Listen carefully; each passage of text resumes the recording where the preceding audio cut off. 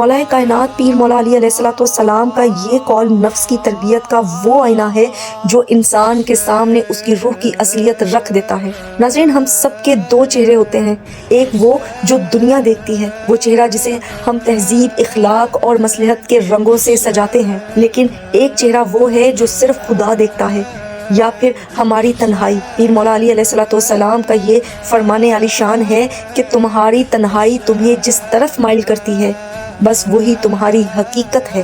غور کیجئے، جب کوئی دیکھنے والا نہ ہو، جب گناہ تک رسائی آسان ہو، جب ضمیر کے علاوہ کوئی ٹوکنے والا نہ ہو، تب آپ کا دل کدھر جاتا ہے؟ نیکی کی طرف، سجدے کی طرف، یا ان اندھیروں کی طرف جن سے آپ دنیا کے سامنے توبہ کا ڈھونگ رچاتے ہیں؟ یاد رکھیے، ہجوم میں نیک بننا شہرت ہو سکتی ہے، لیکن تنہائی میں نیک رہنا کردار ہے۔